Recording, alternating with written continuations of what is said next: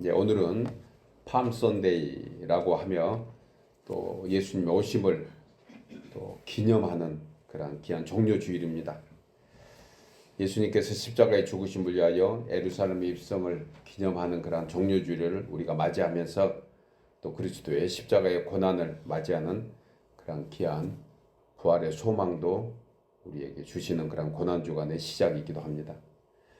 성경에서 종려나무,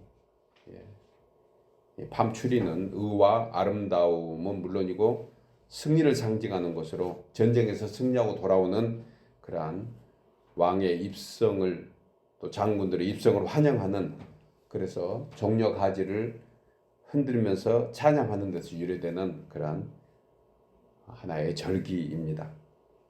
이스라엘 백성들은 만왕의 왕 되신 예수 그리스도를 그렇게 환영을 했습니다.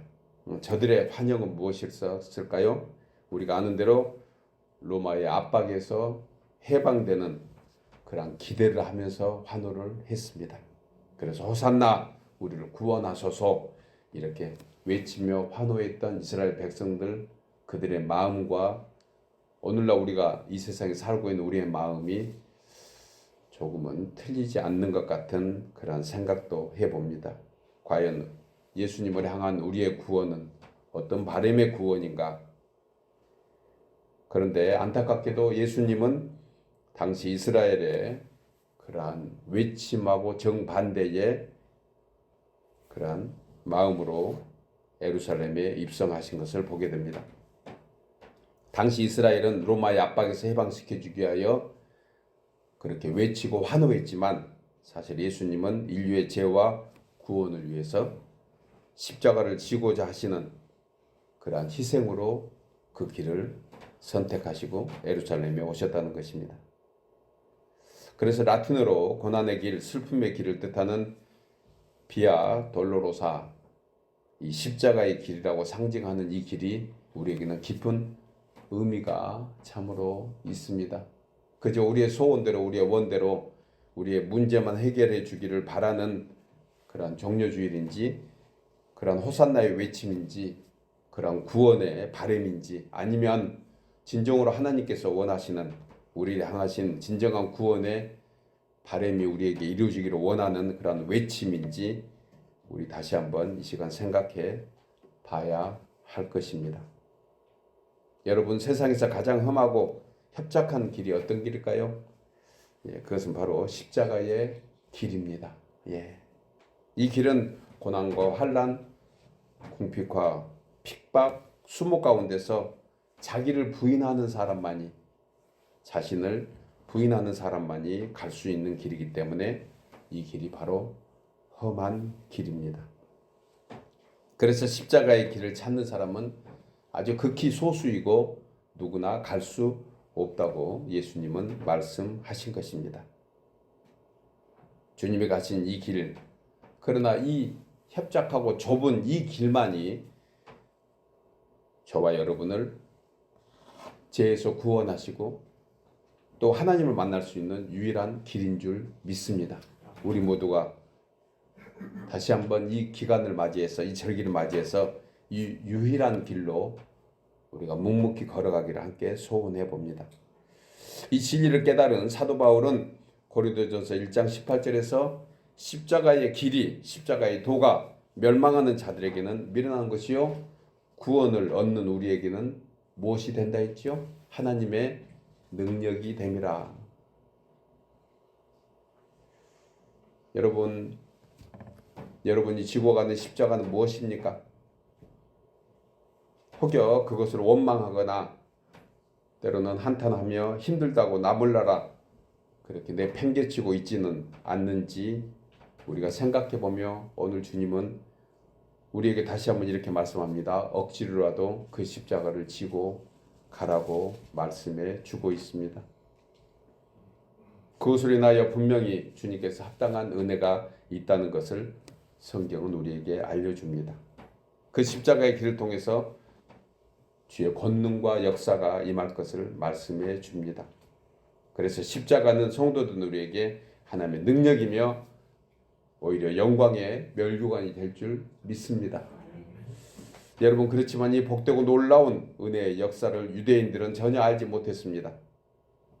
결국 저들은 하늘과 땅의 모든 권세를 가지신 만왕의 왕 되신 주님을 호산나 찬양하면서 외쳤지만 오히려 그를 예수님을 십자가에 못 박는데 가장 주도했던 그러한 인류로 남게 된 것을 우리는 보게 됩니다. 그러나 그 가운데서도 하나님의 은혜를 입은 사람들이 있었습니다. 그 중에 한 사람이 바로 오늘 본문에 나온 어찌 보면 조연에 가까운 한 사람, 구레네 사람 시몬이었습니다. 그리고 힘겹게 십자가를 지고 가시는 주님을 따라서 애통하면서 그 고난의 길에 함께 동참하는 그러한 사람들의 모습이 오늘 본문에 기록되어 있습니다. 우리도 그 사람 중에 한 사람이기를 다시 한번 소원해 봅니다. 묵묵히 십자가를 지고 가신 주님의 그 길을 애통하면서 따라가는 백성들 속에 저와 여러분이 있기를 소원해 봅니다.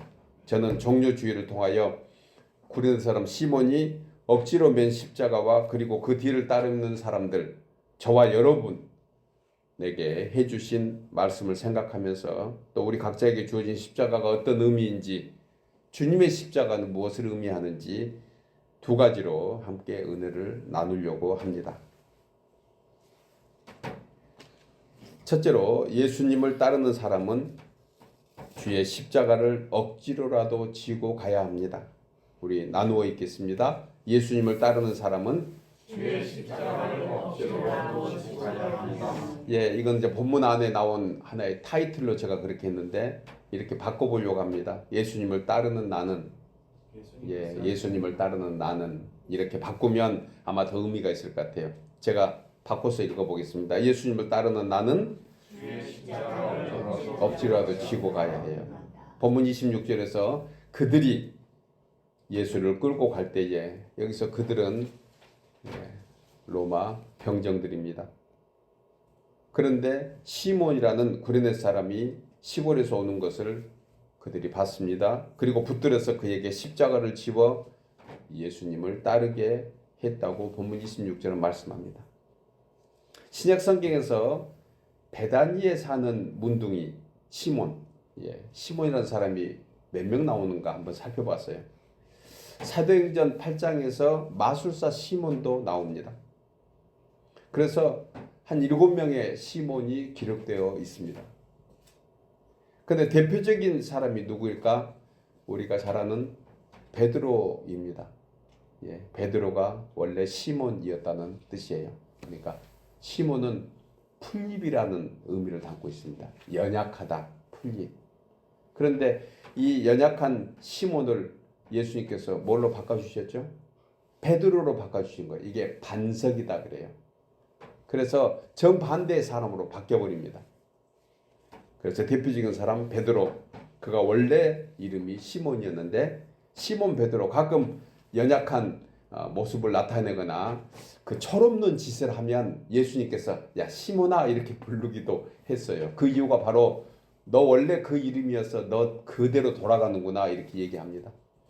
우리에게도 가끔 예전의 이름을 불러주실 때가 있어요. 우리가 철없는 짓을 하면. 우리의 원래 가지고 있었던 이름 무엇이죠?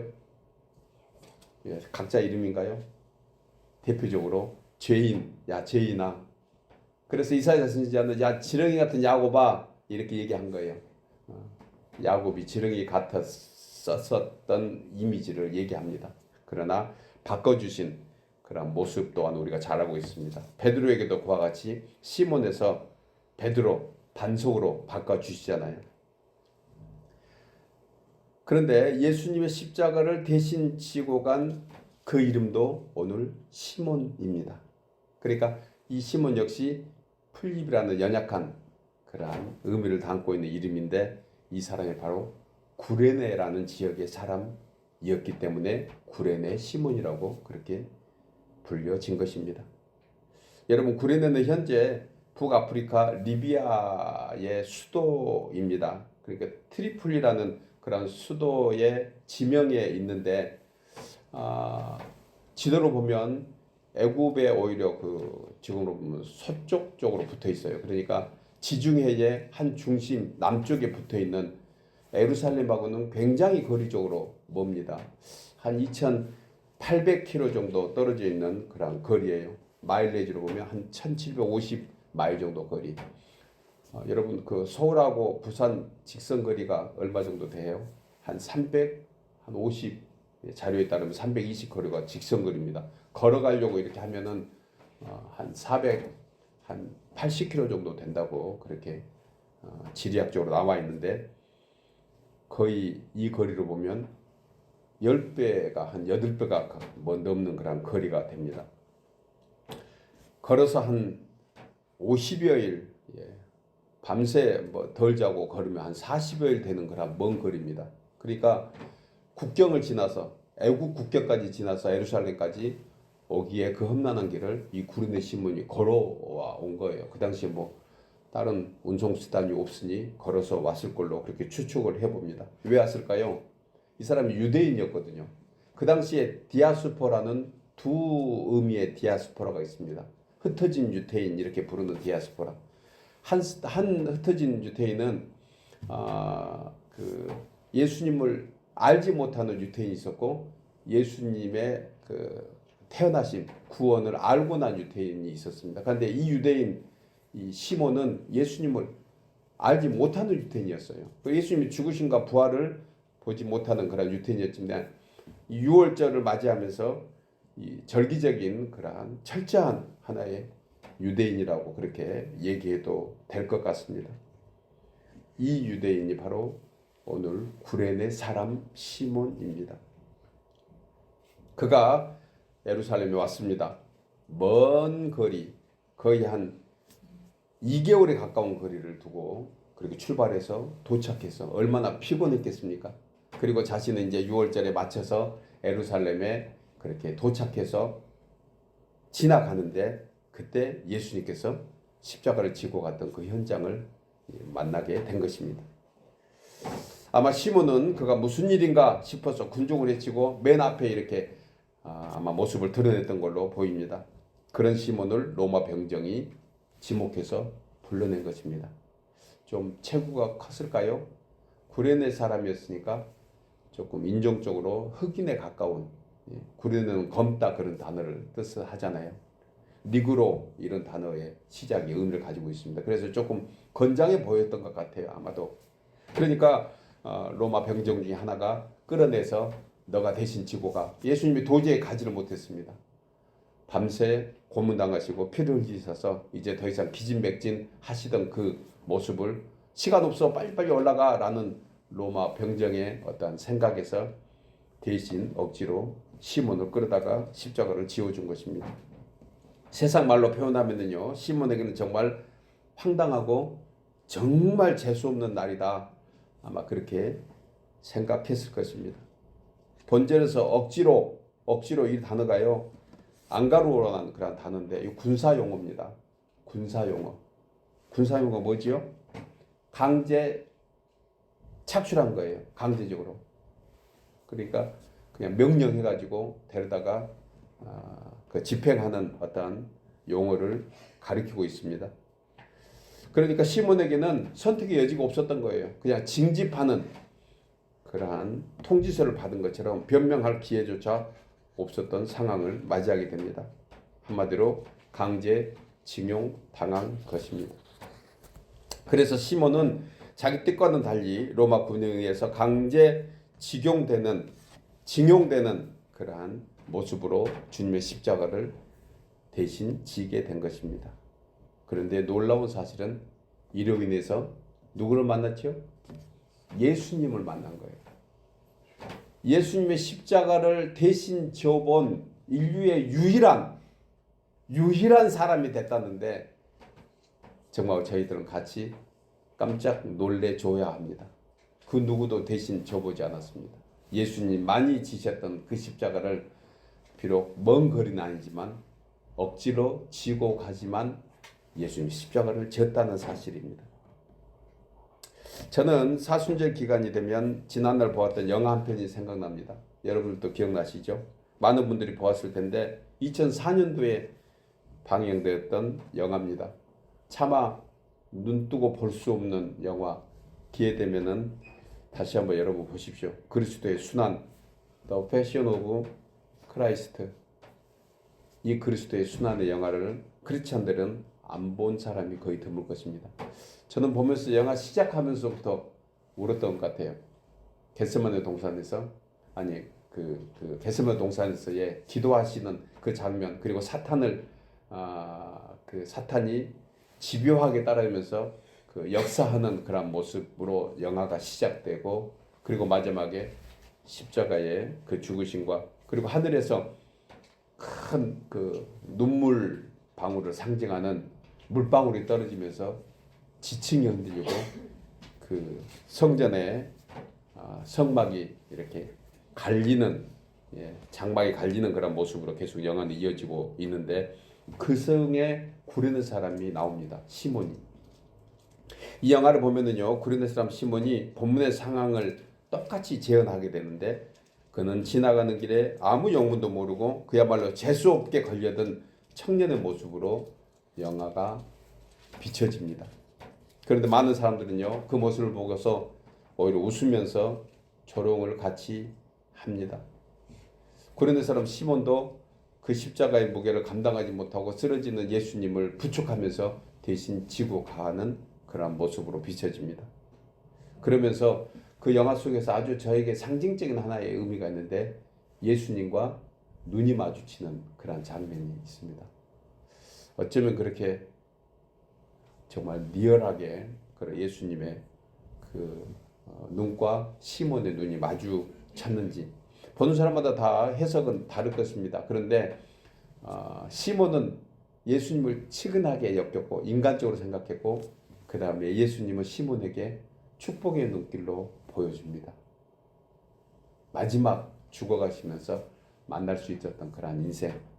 여러분, 그 시몬이 바로 저와 여러분 아닐까요?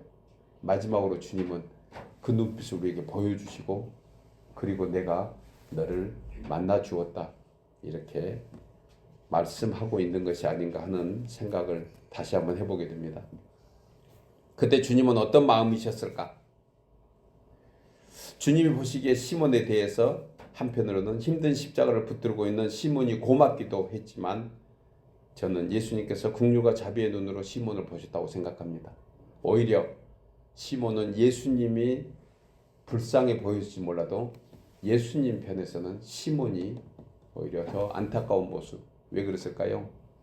그때는 시몬은 죄인의 모습이었습니다. 스스로 의인이라고 생각하는 유대인의 그러한 허울은 있었지만 예수님을 알지 못하니 죄인이었던 것이 아닌가 조심스럽게 생각을 해봅니다. 그리고 시몬에게는 분명히 하나님의 은혜가 필요했습니다. 그리고 그 은혜를 그 자리에서 대신 십자가를 지심으로 입게 된 것입니다. 여러분, 만약 시몬이 그날 그 시간에 예수님이 지신 십자가 현장에 있지 않았다면 인간적으로는 그런 민망한 일 당하지 않았을 것입니다. 그야말로 재수없는 그러한 하루라고 생각하지도 않았을 것입니다. 그런데 그 일로 주님을 만났다는 사실은 대단한 은혜입니다. 여러분, 은혜의 시간표는요, 우리가 생각하지 않는 곳에서 맞이하게 됩니다. 하나님은 예정해 놓으셨습니다. 그런데 우리는 때로 재수 없다고 생각하는 그때의 은혜를 잊게 된 것이에요. 왜냐하면 구레네 시몬의 가문이 이 사건 이후로 완전히 바뀝니다.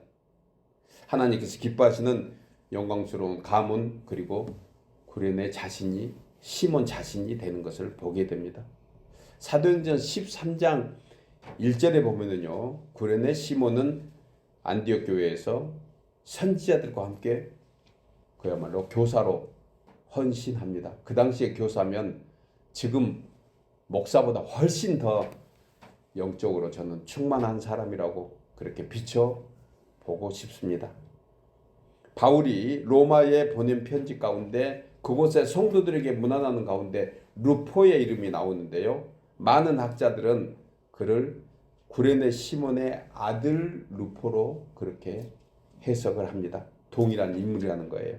그러니까 결국 구레네는 그 아들 루포 대까지 이르기 되는 그러한 놀라운 역사를 기록해 주고 있습니다. 이렇게 고레네 시몬의 아들이 후에 초대교회의 중요한 지도자로 이어지면서 믿음의 대는 오늘날 또 이루어지고 있다고 저는 확신합니다. 또 그의 어머니, 그러니까 고레네 시몬의 아내는 어떻게 되었을까요? 사도 바울이 그를 가르쳐 내 어머니라 그렇게 얘기해요.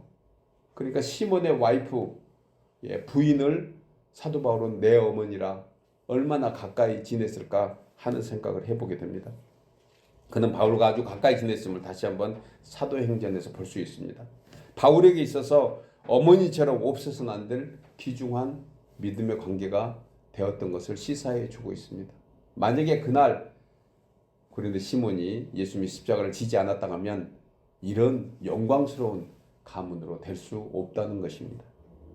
여러분, 오늘날 예수님을 만나서 신앙으로 살아가는 성도들을 보면 각양각색으로 주님을 만납니다. 정말 생각하지도 못하는 곳에서 주님을 만나고요. 뜻밖의 사건을 통해서 주님을 만나게 됩니다. 여기 계신 우리 모두가 다 그런 분인 줄 믿습니다. 한 분 한 분 간증 듣기 시작하면 밤새 들어도 맨날을 들어도 그런 간증의 역사가 우리 가운데 많이 있음. 이것이 바로 성도의 삶이 아닐까, 성도의 여정이 아닐까 하는 생각을 해봅니다.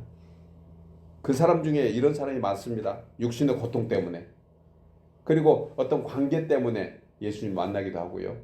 또 경제적으로 힘들어서 그야말로 죽을 지경 앞에서 예수님을 만나기도 합니다. 아니, 정확하게 얘기하면 예수님이 만나 주십니다. 어떤 상처나 아픔, 그리고 지나고 보면 억지로 십자가를 진 것 같은 그러한 상황에서 주님을 만날 수 있는 것입니다. 그 십자가를 통해서 예수를 만났다는 것인데 우리 모두가 그런 감정을 가지고 있죠. 지나고 보면 이것이 큰 은혜이고 축복인 줄 믿습니다. 앞으로 우리는 뜻밖의 이런 일을 만나게 될 것입니다. 계속해서 주님은 우리를 만나기를 원하십니다. 그런데 그 만나는 길이 억지로라도 만나게 하신다는 거예요.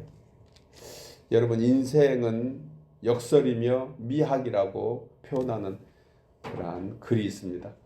대부분의 사람들은 자신이 원치 않는 일을 하거나 또 원치 않는 일을 만났을 때 재수 없다고, 어찌 나에게 이런 일이 생겼냐고 그렇게 탓하고 불평하고 원망하는 것, 극히 당연한 처사일 수 있습니다.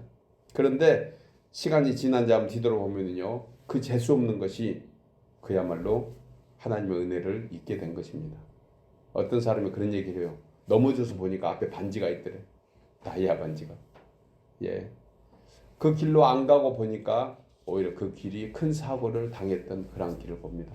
제가 아주 오래전에 한국에 직장생활 하셨을 때 송수대교가 무너졌습니다. 제가 근무했던 곳이 그 화양동에, 공국대학교 근처에 있는 화양동에 반도체 회사에서 제가 근무를 했는데 그때 바로 송수대교가 무너졌던 그런 기억이 납니다.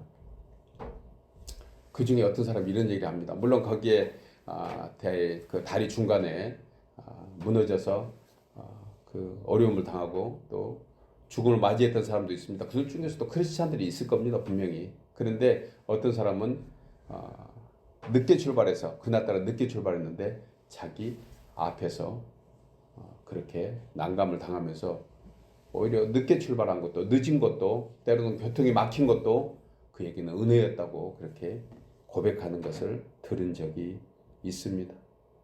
여러분, 하나님의 은혜는요, 우리가 이해할 수 없는 역설적인 사건 속에 또한 준비되어 있음을 우리는 생각해야 됩니다. 여러분, 혹시 육체적으로 어려워서, 아니면 원치 않는 사고로 인해서, 아니면 경제적으로 힘들어서, 아니면 누구하고 갈등이 있어서 그걸로 어려움을 당하고 혹시 있습니까? 그런데 이것이 오히려 하나님의 은혜를 입는 역설적인 사건이 될 수 있다는 것을 우리는 기억해야 합니다. 그래서 바울은 고린도서 12장 10절에서 자신의 경험을 통해서 내가 약한 그때가 강함이다라고 얘기합니다. 힘이 없고 가진 것이 없고 일이 뜻대로 안 되고 정말 행복할 것이라고는 한 톨도 없는 것 같은 이때, 이 약할 때, 이때가 주님의 입을 수 있는 그런 때라는 것을 얘기해 줍니다. 그래서 다윗은 시편 119편 71절에서 고난당한 것이 내게 유익이라 이로 인하여 내가 주의 율례를 배우게 되었도다. 어려움을 당한 것이 나에게 은혜다. 이것으로 내가 억지로라도 주의 십자가를 지고 간다고 고백하는 것입니다. 예수님은 마태복음 23장 12절에서 누구든지 자기를 높이는 자는 낮아지고 누구든지 자기를 낮추는 자는 높아지리라, 이 역설의 진리를 얘기하고 있습니다. 그리고 그 역설의 절정이 바로 십자가라고 말씀합니다.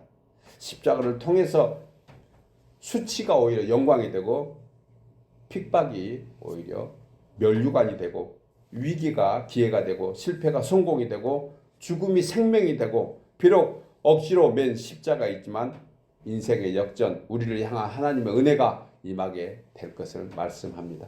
여러분, 이 말씀은 성도들 우리에게만 주시는 하나님의 귀한 축복의 말씀인 줄 믿으시기 바랍니다. 역설적인 인생, 정말 우리에게는 때로는 안 되는 일이 하나님의 은혜를 입게 되고, 오히려 그런 일을 통해서, 힘들고 어려운 일을 통해서 억지로라도 십자가를 매게 하시는 그 은혜가 있을 줄 믿습니다. 그때 주님의 눈동자를 보시기 바랍니다. 주님의 페이스를 보시기 바랍니다. 그러면 주님은 우리를 위로하시고 축복하시는 그러한 말씀으로 우리를 인도해 주실 것입니다. 사랑하는 여러분, 십자가를 좋아서 매는 사람 없습니다. 그러나 시몬이 억지로 맨 십자가를 통하여 주님을 만난 것 같이, 주님은 우리에게도 때로는 더욱 견고한 믿음의 장막을 세우기 위해서 구레네 사람 시몬과 같이 억지로 주의 십자가를 메고 믿음의 길을 걷도록 하신다는 이 진리를 굳게 깨닫고, 주님께서 맡겨주신 그 십자가 억지로라도 감당하는 우리 모두 되기를 주의 이름으로 축복합니다. 마지막 두 번째로, 예수님을 따르는 사람은 자기 자신의 십자가를 지고 가야 합니다. 우리 나누어 읽겠습니다. 예수님을 따르는 나는, 보면 28절에서 이 말씀을 예수님께서 해주십니다. 예수님께서 돌이켜 그들을 향하여 이렇게 말씀합니다. 예루살렘의 딸들아, 나를 위하여 울지 말고 너희와 너희 자녀를 위하여 울라. 본절은 예수님께서 인류의 구원을 위하여 십자가를 지시고 골고다 언덕을 오르실 때 조롱하고 핍박하고 침뱉고 돌을 던지는 사람, 즉 예수님이 자신의 뜻대로 되어주지 않는 것에 반감하면서 불신자의 모습처럼 나타난 저들, 그리고 다른 한 무리는 예수님께서 당하시는 고통을 애통하며 주님의 십자가의 길을 따르는 그 사람들에게 동일하게 얘기합니다. 이제 나를 위하여 울지 말고 너희와 너희 자녀를 위하여 울라. 여러분, 애통하는 자가 주의 위로를 받는다는 바로 팔복의 한 대목을 우리는 알 수 있습니다. 애통한다는 것, 이것은 단순히 운다는 개념이 아니에요. 성경에서 애통하는 것은 운다는 것이 아니고 주님의 마음을 향하여 뜻을 다하는 것을 애통하는 그런 마음으로 해석할 수 있습니다.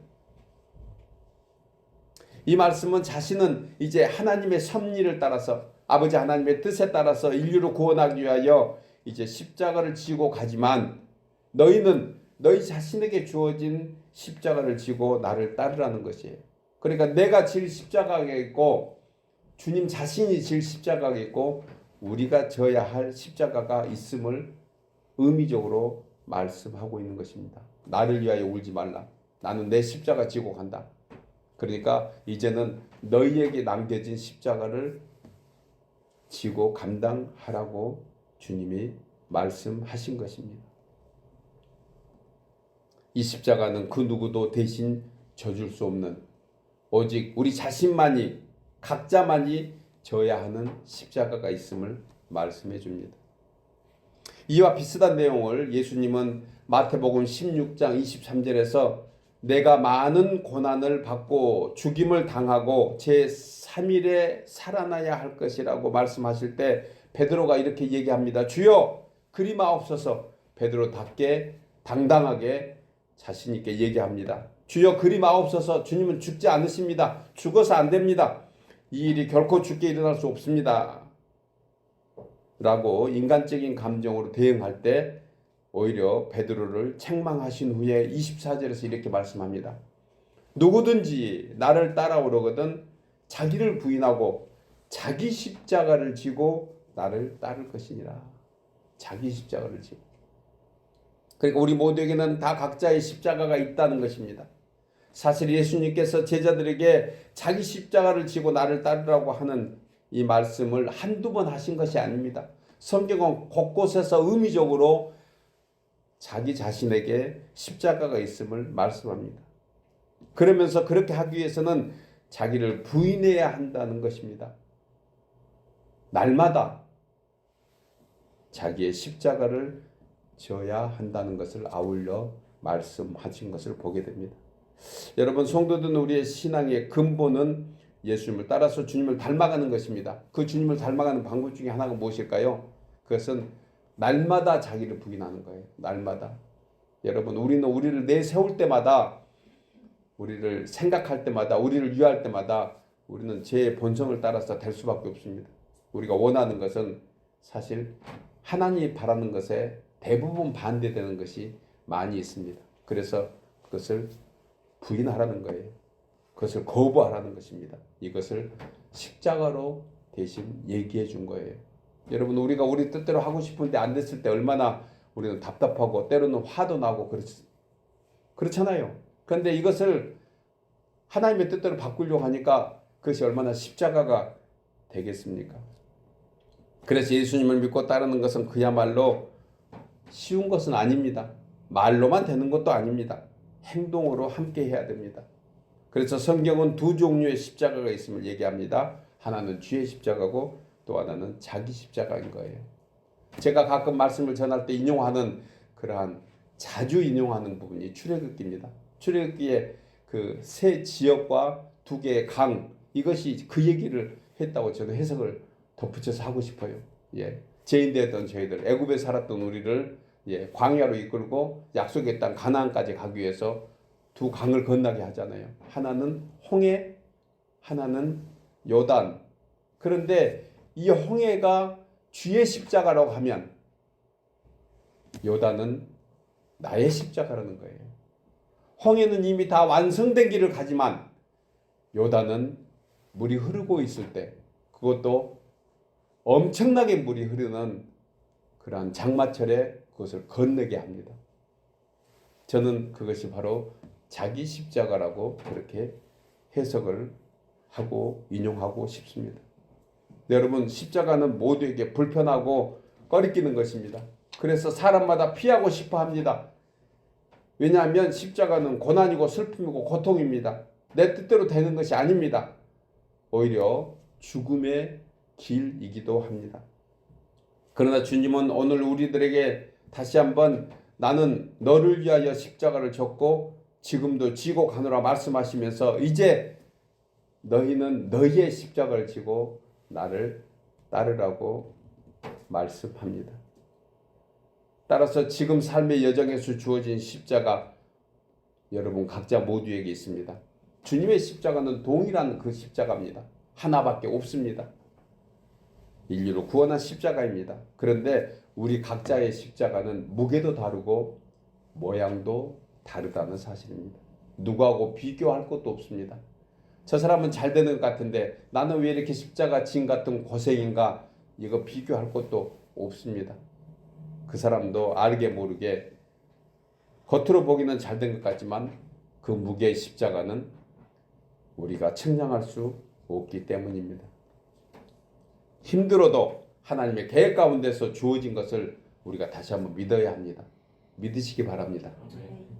내게 주어진 십자가 비록 억지로 져라 할지라도 인내하며 나를 부인하고 지고 가면 하나님의 뜻을 이루는 축복의 통로가 될 줄 믿습니다.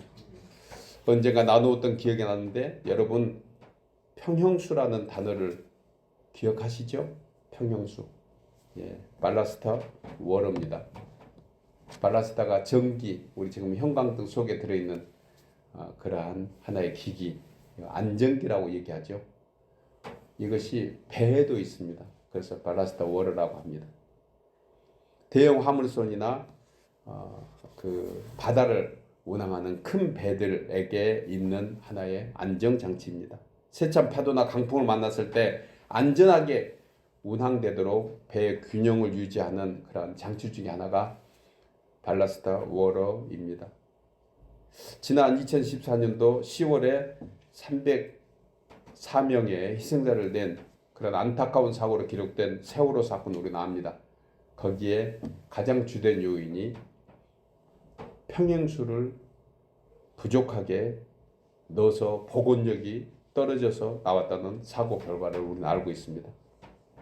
화물을 더 많이 적재하기 위해서 일부러 평행수를 과도하게 줄였던 것이 원인입니다. 여러분, 배가 흔들리면 물은 액체잖아요. 그러니까 그 액체는 쉽게 좌로우로 앞으로 뒤로 물이 흔들리면서 평형을 잡아준다는 거예요. 그런데 거기다가 물을 빼고 그 무게만큼 고체 화물 덩어리를 집어넣었으니, 화물을 넣었으니 그게 제자리로 갈 리가 있겠습니까? 그래서 균형을 결코 유지할 수 없었던 것입니다. 생각해보면 선박의 적재량을 늘리기 위해서 평형수를 오히려 짐이 된다고 생각한 것입니다. 여러분, 우리는 생각해 볼 수 있습니다. 때로는 내가 힘들다고 해서 우리 하나님께서 우리에게 합당하게 주신 그 발라스트 워러 평행수를 우리는 자꾸 빼려고 합니다. 그리고 다른 것으로 채워놓으려고 해요. 그렇지 않을까요? 예, 우리 예배 드리고 나서 오늘 또 우리는 그 기도하고 갑니다. 주님, 나는 평행수 필요 없습니다. 내가 원하는 것 거기에 채워가겠습니다. 우리는 끊임없이 그 기도합니다. 내 뜻대로, 내 원대로, 내 바라는 대로.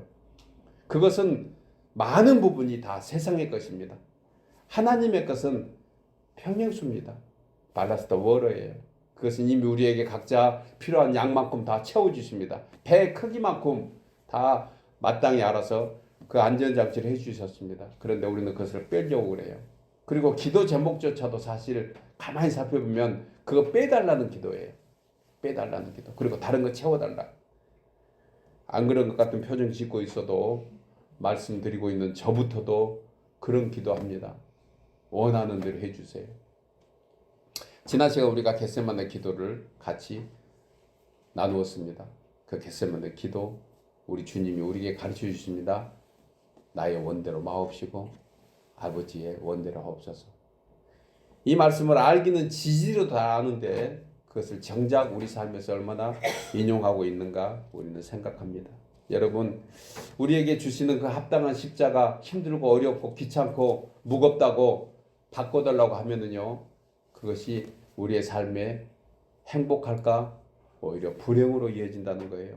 세월호 사건이 하나의 좋은 표본일 것입니다. 우리는 가끔 뉴스에서 우리 조국의 안타까운 뉴스를 들을 때 세월호라는 단어가 나올 때마다 오늘 말씀을 우리 모두가 생각하면 좋겠어요. 여러분, 우리에게 주시는 각자의 평형수, 그 물의 무게는, 십자가의 무게는 우리에게 가장 적절하게 과학적으로 그 배에 맞는 평형수를 넣은 것처럼 우리에게도 하나님의 가장 적절한 은혜로 주신 줄 믿으시기 바랍니다. 우리가 저 천성을 향하여 항해하고 할 때 때로는 원치 않는 강풍과 세파에 넘어지지 않도록 하나님께서 주시는 안전장치, 이 십자가, 우리 각자에게 합당한 무게의 십자가 우리 모두가 감당해야 할 것입니다. 그러므로 여러분, 어려운 일을 만났을 때 하나님의 능력을 체험할 수 있는 기회로 알고 주어진 십자가를 단단히 붙드십시오. 감사함으로 기쁨으로 감당하시기 바랍니다. 혹 무겁고 힘들더라도 하나님의 선하신 목적과 계획이 있음을 분명히 믿어야 합니다. 하나님, 나에게 왜 이 무게를 주십니까?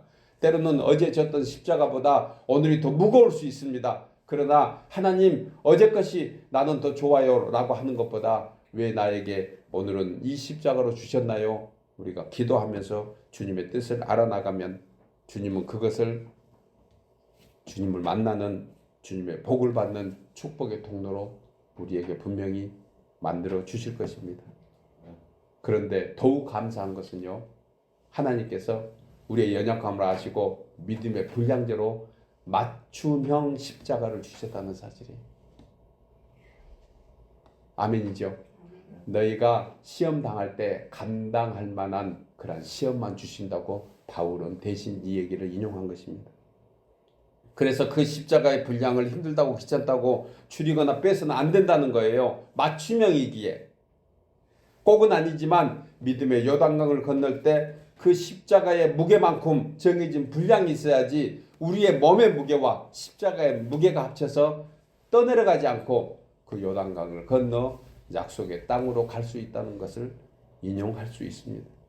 여러분, 구원을 받은 성도는 오늘 본문에서 보여준 예수님께서 자신의 십자가를 지고 가신 것처럼 우리 각자에게도 주어진 십자가를 지고 주를 따르라고 다시 한번 말씀합니다. 그리고 주님이 함께 하시겠다고 약속하십니다. 오죽했으면 맞춤형 십자가로 만들어 주신 것입니다. 비록 애통하면서 눈물의 여정이라 할지라도 묵묵히 그 길을 걸어가라고 우리에게 말씀합니다. 나를 위하여 울지 말고 너희와 너희 자녀를 위해서 울라. 우리가 십자가를 지면서 예수 그리스도를 생각할 때 십자가의 구원에 참여하게 되는 것입니다. 주님의 부활은 십자가를 통해서 이루어진 것입니다. 우리의 부활도 우리의 십자가를 통해서 다시 한번 은혜를 입게 될 것입니다. 우리가 주님과 함께 죽고 또한 그와 함께 사는 것은 우리 각자에게 주어진 십자가를 감당할 때 그렇게 되는 것입니다. 사랑하는 여러분, 십자가를 질 수 있나? 주님께서 물어보실 때 죽기까지 따르겠습니다 라고 대답하는 그 찬양의 가사와 같이 힘들어도 억지로라도 십자가를 지고 가면 하나님은 십자가를 지는 동안 감당할 수 있는 은혜를 우리에게 주실 것입니다. 또한 축복의 통로인 줄 우리는 믿고 우리 각자에게 주어진 맞춤형 십자가, 이 종려주일에 다시 한번 주님의 십자가 그 길을 생각하면서 우리 모두도 우리 각자에게 주신 십자가를 감당함으로, 기쁨으로, 감사함으로 감당하는 우리 모두 되어서 우리 주님과 동행하는 그 구원에 이르는 축복을 받는 우리 모두 되기를 주의 이름으로 축복합니다. 아멘.